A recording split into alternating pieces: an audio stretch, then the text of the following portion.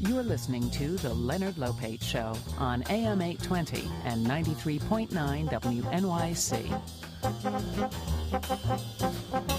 We were fortunate to have had the opportunity to speak with the very talented Philip Seymour Hoffman half a dozen times over the years.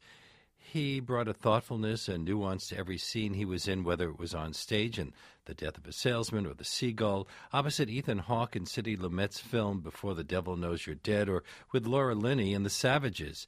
And you can go back and listen to some of these past segments through links on our show page.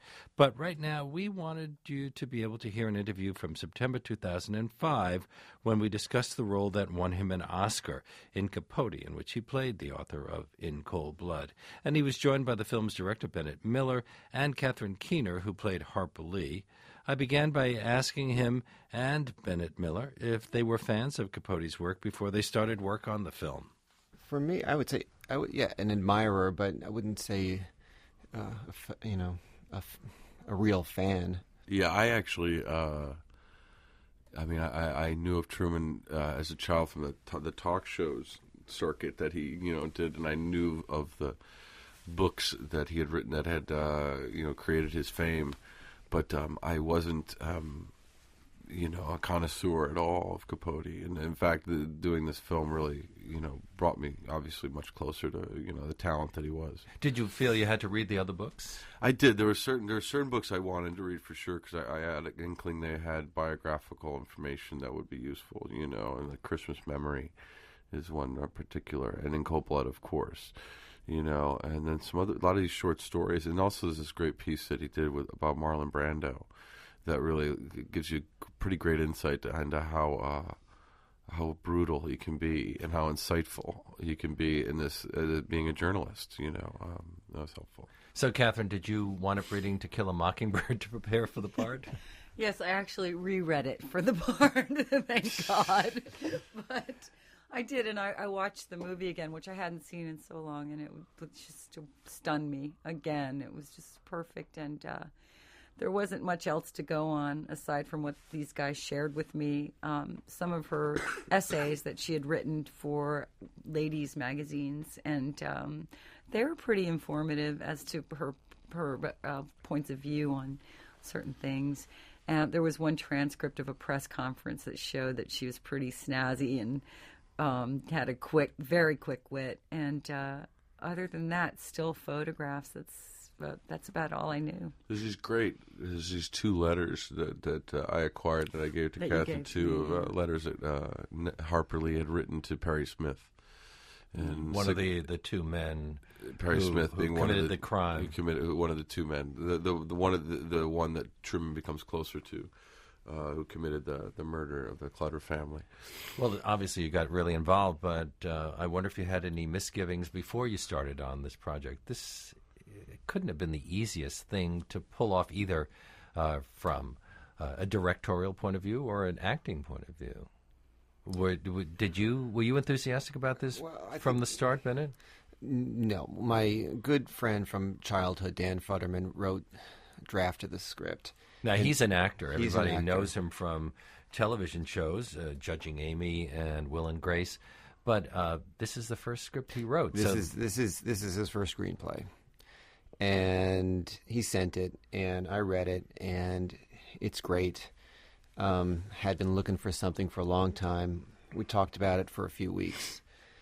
And it was not exactly what I was looking for, just because it's the complexity of it, and it's a period piece and historical figure and living up to all of that.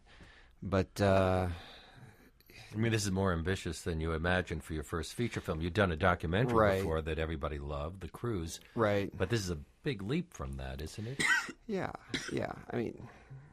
And I always wonder about that with first-time directors because I work with them often, and I wonder what is it that, unless they write it themselves, what is it that would make them want to do something like that? I mean, a lot of times first-time directors just want to have a calling card, you know, and they'll do something that might satisfy a lot of other people, but it's not necessarily something driven from Right. within. You Yeah. establish yourself, and then you say, "This And is then- what I can do, and now I want to do something Absolutely. I believe in." Right. Absolutely, Right, but yeah. this was the complete opposite of that. That Bennett, waited to do something that he really cared about deeply, and I admire. When I came in, they were already almost set to go, and Yeah. they were fervent about it. And I almost didn't make the cut because I didn't share that kind of zeal for it. She at was first. she was lazy. I wasn't She lazy. came She in needed that letter you gave her. uncommitted, I wasn't. lazy, unprepared. No, the truth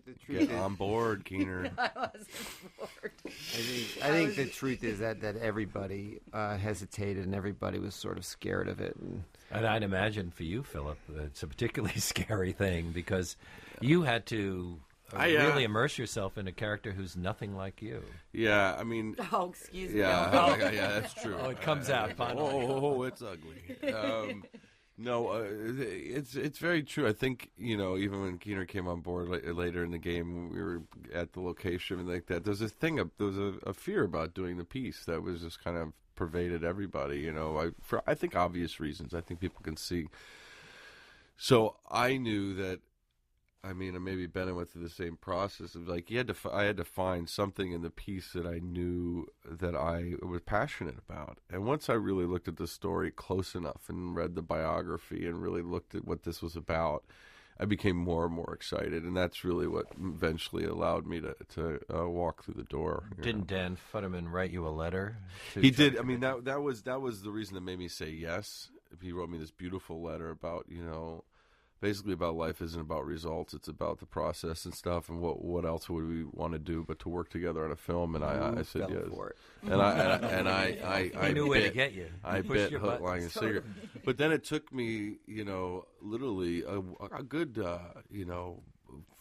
bunch of months into preparing for the role before I really truly started understanding what the personal connection was that gave me passion about it. Well, you got very committed. You became the executive producer as well. That's right. But even a week in, even shooting it, when we began shooting it, I would say a week in, what I observed anyway, I don't know if it's true. I was still but fighting it. You were still fighting, and I think you had the ultimate realization that you had to just be gone. You had to go to the ugliest place on earth. Yeah, you kind of had to whatever. put your ego so far to the side. That's not easy for anybody. My guests are Philip Seymour Hoffman, Catherine Keener, and Bennett Miller. We're talking about Capote, which opens today in theaters around town. Well, the New York Times review said that you pulled it off, Philip, because you've made us care about this man who is a quite awful person in many ways. In the story, he sure is. He can come across that way. But I think that's one of the wonderful things about the stories. I think you can debate both sides of it. I think you can defend Capote's side, and I think you can also defend the side that would criticize and condemn him pertaining to this story. And I looked at both sides.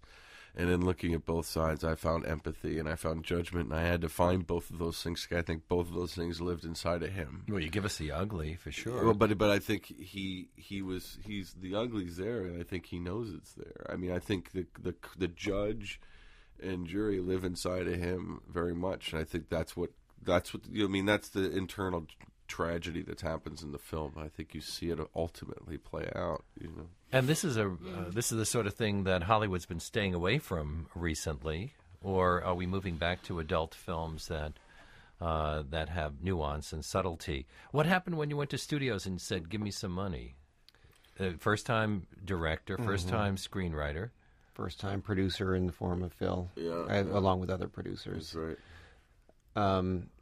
People I found were very receptive, but lots of hesitation. There was a competing project, but ultimately we did find a partner in United Artists, and we found them to be very confident about what we wanted to do, and really backed us. Catherine, how is the process different if you're playing a real-life person? Did you have anything to go by for Harper Lee? Very little.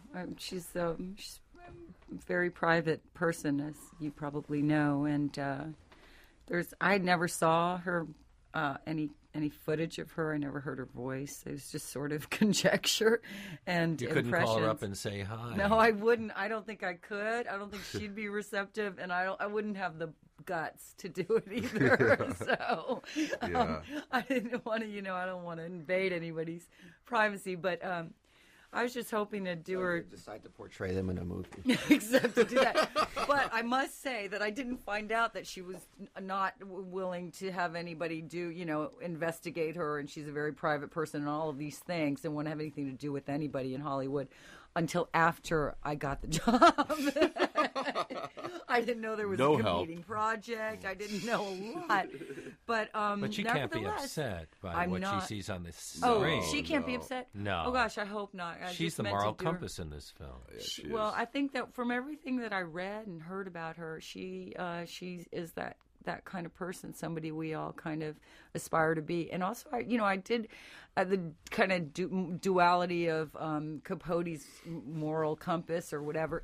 I read somewhere that she had said about him that he was the most decent or moral person, I can't remember which word, that she had ever known. So that did exist in the letters. That's exactly right. So that he did exist that way somewhere, Well, we think of her as the famous author of a best-selling book, but in this film, she's really Capote's research assistant as he goes and investigates the case that turns out to be in Cold Blood, his very famous last major work. Yes. What about you, Philip? You're playing somebody everybody has seen on television, although they mostly saw him in the later years. He was a celebrity by the time he did this, but he hadn't done the talk show circuit, had he? No, I don't think he had. In fact, it's pretty hard to find any footage of him at all pre-'67, around that time. And there's only two really valuable pieces of footage I could get of him from that time, and one's the Maysles documentary with Love from Truman, which I recommend to anybody who's a Maysles fan or a Capote fan. And that was very helpful. And there's also this interview that Barbara Walters did to him after the black and white ball. That is just She is awesome. the primest. It is just awesome. It's just amazing to see. It's just a time capsule, And so what was actually helpful pertaining to that iconic nature of the character was that because the movie takes place in 59 to 65, that I didn't worry so much about his celebrity status, because he was a celebrity, but not nearly in the way he became. And so I was able to I actually needed to prepare more for his private persona than his public. Although he was already a celebrity in many people's minds. He'd written Breakfast at Tiffany That's right. and had a number of other books. My guests are Philip Seymour Hoffman, Catherine Keener, and Bennett Miller. We're talking about Capote, which opens today in theaters around town. And we will continue this conversation after this.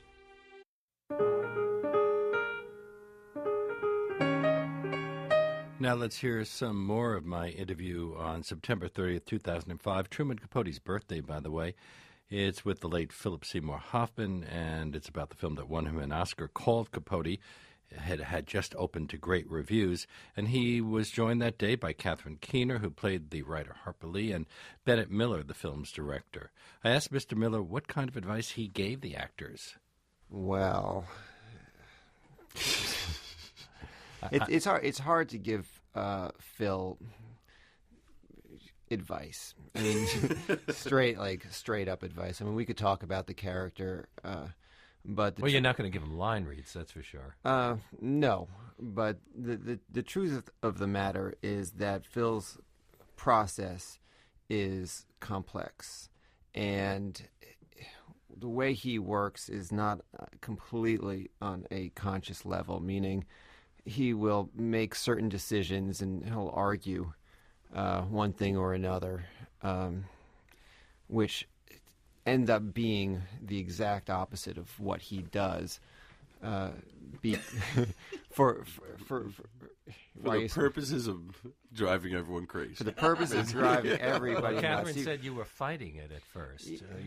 Why? You got the voice, I'm sure. You got the physical thing. Well, because there's certain things that I mean, God, this hopefully this is interesting to your listeners. But there's certain things that I think you can't express artistically until you understand them in a way that can't be verbalized.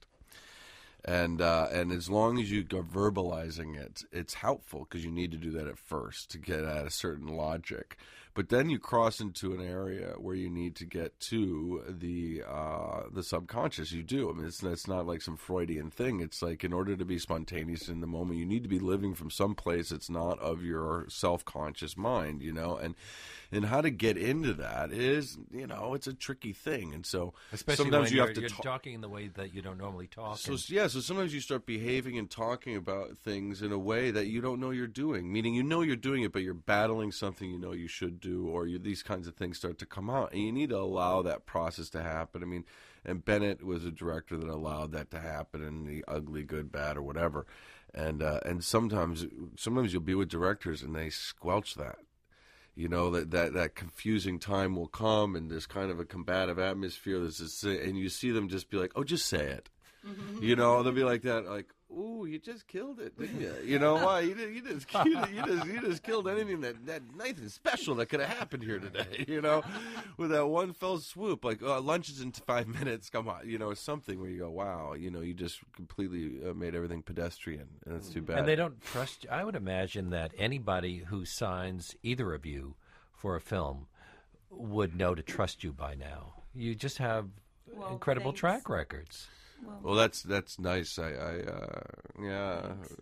Do you find? I don't think they should trust us. I don't know if Bennett trusted me, because I wouldn't swear that I was going to come through for him at our meeting, which is what he wanted. Well, it's like you just have to tell me it's going to be okay. No.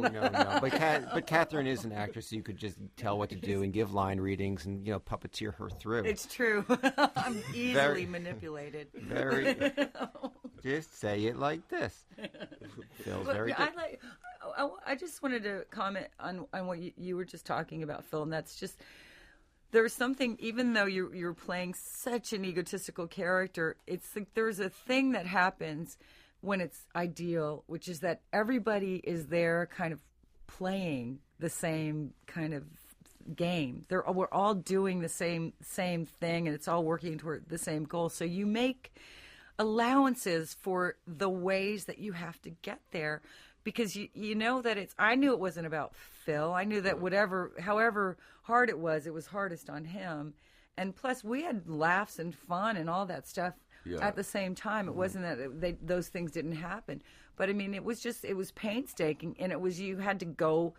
Did you see that movie where the guy fell down the thing and he fell inside the ice hole and he had to go fall even further to find the hole to get out?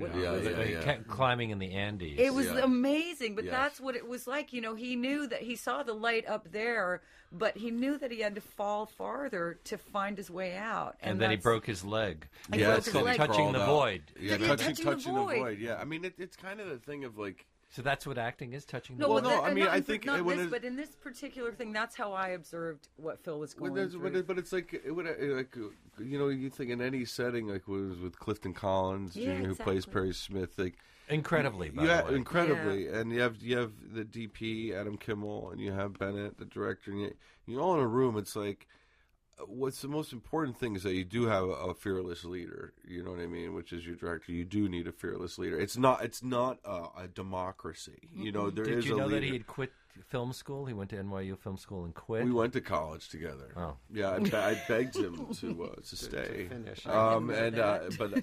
But I think ultimately that fearless leader has to allow life to happen on the set, meaning it's not about everybody. You're not at a party. You're not at a get together looking, that kind of thing. That life happens, and whatever that is, it should be allowed to happen, and that's always good. Well, I don't know if I was fearless. I was actually very fearful of things not turning out right, and. You didn't run off the set. Bennett. No. You didn't say, "All right, forget it." No, and the most painful thing was asking Phil for a 21st take, and then a 22nd take, and a 23rd take. And then it was painful when I would ask you for an extra take. Yeah. My guests are Philip Seymour Hoffman, Catherine Keener, and Bennett Miller. We're talking about Capote, directed by Bennett Miller. It opens today in theaters around the metropolitan area. This is WNYC 93.9, AM 820. We're online at WNYC.org. Another thing in making a film of this sort is that you have to make it look right. Mm-hmm. You don't want to make it look like a museum piece.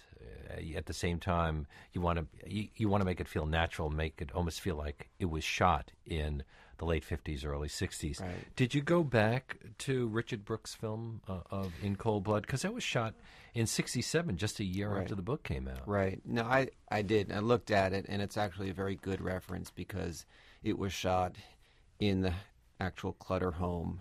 It was shot in the actual Finney County Courthouse. Didn't he use some of the original jurors and even the hangman? He used a number of the jurors. That's the actual mechanism is the same one. So I mean, I went through the film, and the only thing that was really relevant for us and what we were doing were these aspects, and we just pulled 1,000 stills from it and used them as design references. Well, the looks of people and the time. Kansas. Did you shoot in Kansas? We shot due north of Kansas in Winnipeg. Nice, warm Winnipeg. Warm Winnipeg in the winter. It's interesting that this is one of two films being released now that take place in the late 50s. Mm-hmm. The other was Good Night and Good Luck. Do you think there's something about that time period that resonates today? I do, yeah. I think, well, that film is really about a time of coming out of a corruption. But there's also an idealism there in the late 50s. We are about to begin the mess that I think has become today. You know, we're about to see JFK assassinated. We're about to get into Vietnam. Watergate is around the corner, and Truman Capote discovers this little pocket of America in Kansas that had been untouched by evil in Holcomb County until this day in mid-November, when this family is discovered shotgunned one Sunday morning. And he goes out there not to find out who killed these guys and what that story was, but to try to understand what that loss of innocence feels like to a community. And I think as a metaphor, looking at that moment almost as the country's crossing a line, seeing us begin to lose it. And then what Capote does and how he, in pursuit of understanding this, how he then contributes to a culture that will take a personal tragedy and from it generate a fame and wealth for himself. Well, I can think of few people who are less likely to fit in to Holcomb, Kansas than Truman Capote. One reviewer has called him cartoonish in his feline effeminacy. What made people in a rather conservative community like Holcomb even open up to Truman Capote? Well, this is something Phil can speak to also, but on the one hand, he had Harper Lee as a sort of social lubricant to get him in there, but he was a genius. He was a social genius. And once he saw a person, he could size them up, and he would find a way in. He was a peculiar eccentric who was off-putting at first, but he was a very, very, very sophisticated shticker. On the one hand, they'd be excited by having seen a movie based on one of his books. On the other hand, he had a way of connecting something in his life, usually something terrible in his life, to something terrible in their life. He had the quality of making a person feel like he understood them better than anybody else in the world after knowing them for 5 minutes. Harper Lee actually put a character based on Truman Capote in To Kill a Mockingbird, didn't she? Yes, did they know each other for a long time? They did. He I guess moved in next door to her when she was little, and she used to. I think people picked on him. She'd fight battles for him. They were very close their whole lives. I won't reveal what happens to their relationship afterward, but that is part of this story. Yeah. Capote called In Cold Blood a non-fiction novel. What did he mean by that? Was it really revolutionary? Hadn't other people written non-fiction in using all the devices of fiction? I think so. This is a great interview. I don't know where it's from that time where he really goes into detail about why his book is different. And I wouldn't be able to do it justice right here on the radio, but it is interesting to read how because people bring up the other examples of other people who did nonfiction work and how he keeps differentiating what he did to them, meaning taking himself out of it or whatever the reason is. So what I take from it is that he was part of that movement, which started probably centuries before, but ultimately he brought it into our modern times. But we had Tom Wolfe writing things that's right. That kind of personalized journalism. The Village Voice was doing. But I think that's what this great article is about, and I wish I remember what it was, but he kind of very specifically differentiates what he did, which leads me to he was part of the movement. I don't think he was the whole movement, I think he had a lot to do with it, but he wasn't the whole thing. Although I guess one of the big differences is until that time, writers of fiction were held in the highest esteem.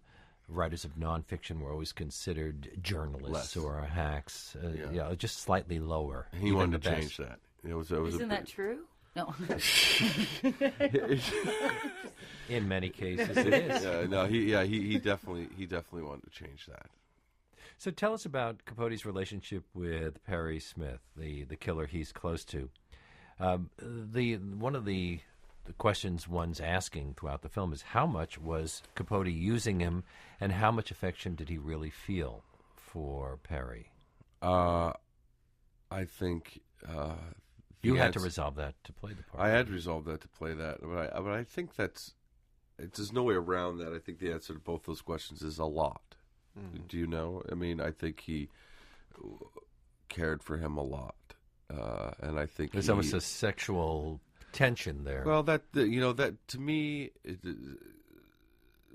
wasn't as much, sexual tension would be a byproduct of what really was the issue. I think that sexual anything is always a byproduct of what actually is something else, and the other thing was more important to me than the sexual acting out of the relationship. It was more the idea that as he opened up to Perry, he learned more about Perry, and in that saw these identifying qualities, and in that saw somebody who was worthy of being shown compassion and empathy in a way that Truman couldn't help.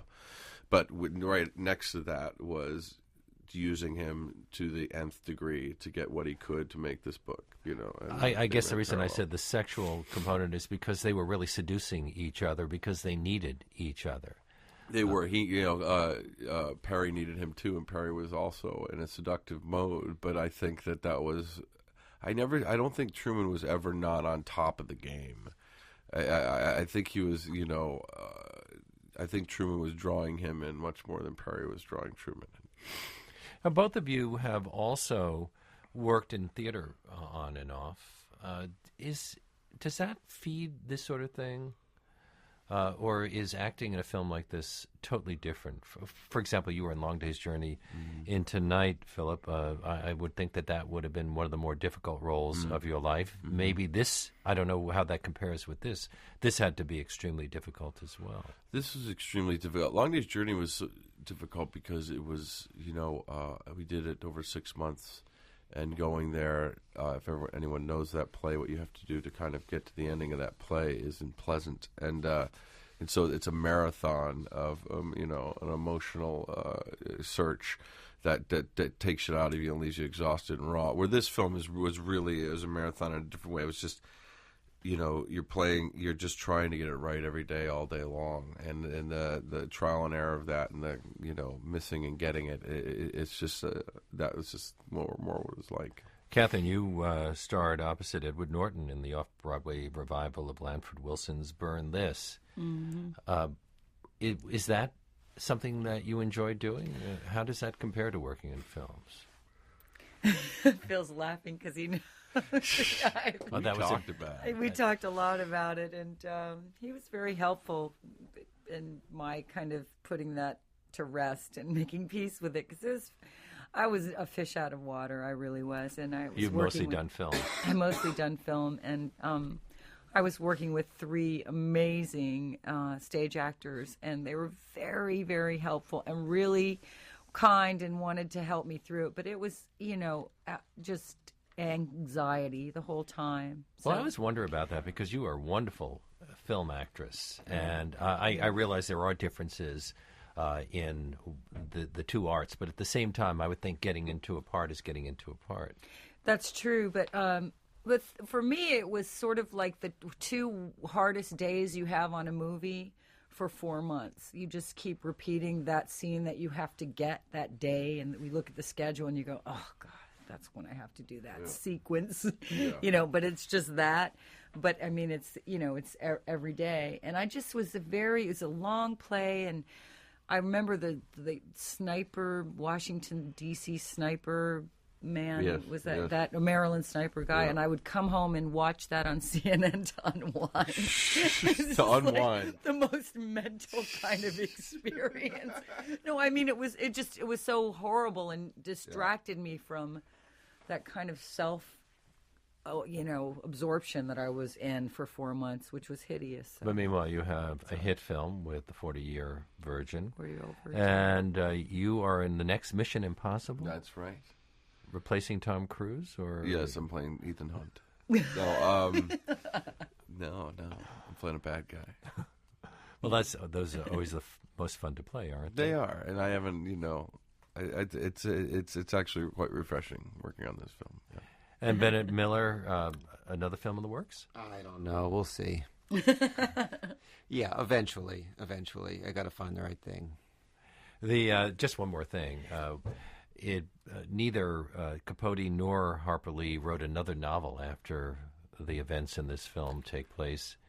Do you think that it was because this experience had been so powerful for them?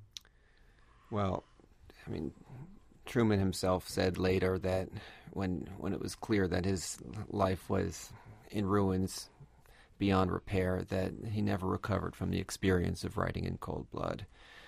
And I would agree. Yeah.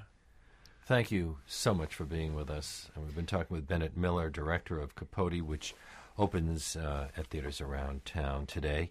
Also, Philip Seymour Hoffman, who plays Truman Capote, and Catherine Keener, who plays Harper Lee.